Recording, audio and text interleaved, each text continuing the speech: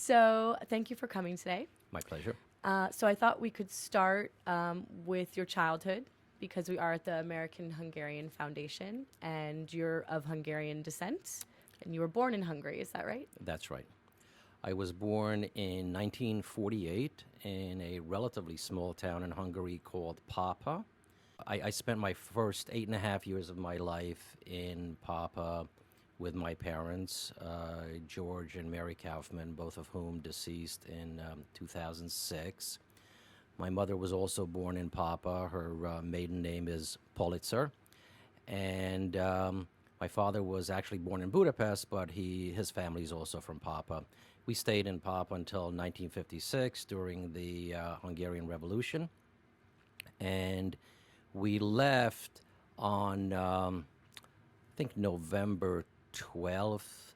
The revolution started October 24th.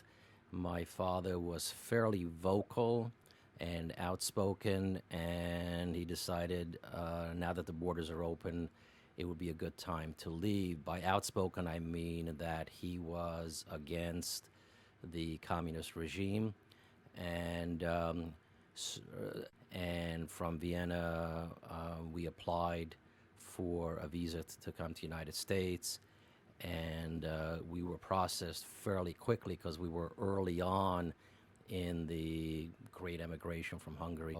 A relief organization, HIAS, took us to Manhattan and then gave us several opportunities to settle in different places in the country. There were 3 different opportunities for settling that we were offered. The first one was Salem, Massachusetts. And I remember my mother saying something like, "Isn't that where the witch trials were?" And she didn't Was want she to worried about she didn't want to being an go immigrant there. there? And my father made it very clear that he did not want to live in New York. Did not want to be riding the subways, didn't like crowds that much. So we wanted to sort of stay close to the metropolitan area, but not in New York City. The second choice they gave us was Omaha, Nebraska. And again, my mother said, we kind of wanted to stay in the United States. So that was nixed.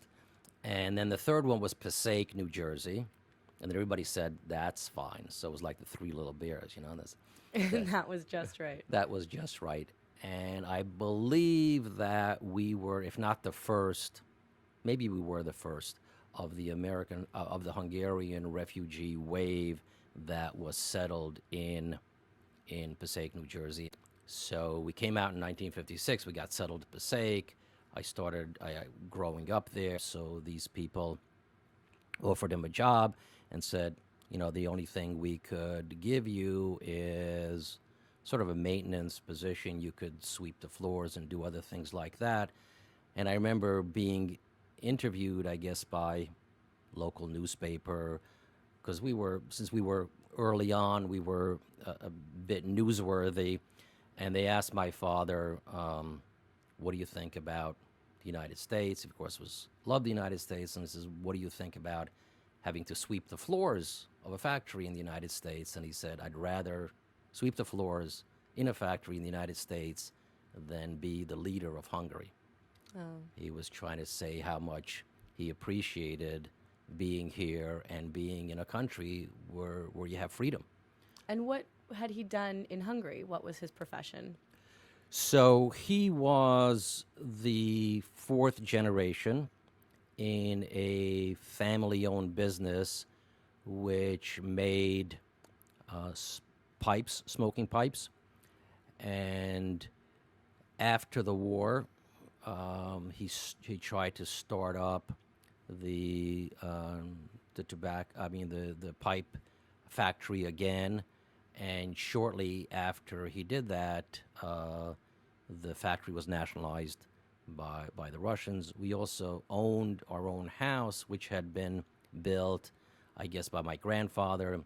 That too was taken over by the Russians. So basically everything that we had, the communists took, which was the house and the factory. Basically had a record for being valuable to the state because of his expertise, but not friendly to the state. course, that also led to his wanting to leave the first chance he got. And we had a record. He was known for being anti. I mean, one example is on May Day, they would always have a parade, and they would tell people to go and parade around with a placard that would have something like Stalin's picture on the placard, and they gave him one of these, and he broke it and threw it at them, so pretty wild guy.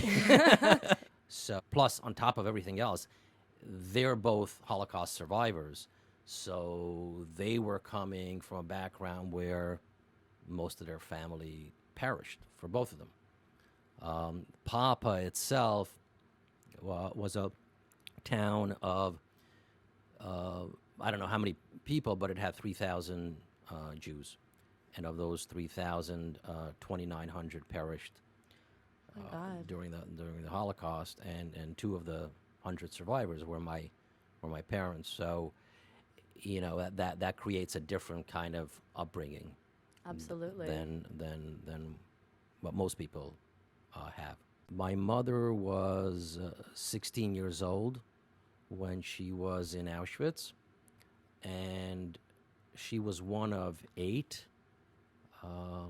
4 of them died. 4 of them survived. She, along with her 12-year-old sister, both survived, which was pretty incredible, and 1 older daughter and 1 older brother. The 4 oldest all perished. So my father was also in Auschwitz, was one of 4. He and his twin sister, surprisingly enough, survived, and the other 2 did not. There was a long march from one place to another that my father did tell me about, and his younger brother perished, and I think that really hurt him a lot. And he probably felt a little bit guilty and responsible because the younger brother didn't make it. My father was liberated by the Americans from the concentration camp, and that probably helped in how much he adored America. And my mother was liberated by the Russians. Your family history is amazing. I've had just a storybook life,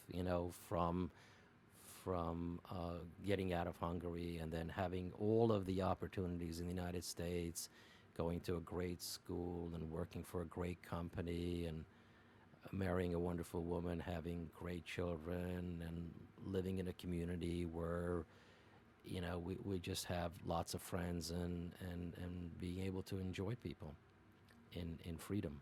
Yeah, it's So, wonderful. So, yeah. last question, because you have had pretty amazing life. Your story is great.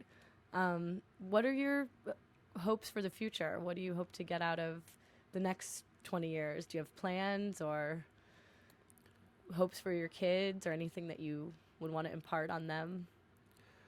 Well, yeah, sure. I mean, mostly at this point in my life, the focus is on the kids, and we intentionally raised independent kids, and they're good kids. They're hardworking. They've done well. I remember my mother telling me many times, God helps those who help themselves. So a strong sense of doing for yourself, and with that kind of work ethic and this kind of country, that's an amazing combination. Yeah. Well, thank you so much for sharing your story with us today. Thank It you. was a pleasure.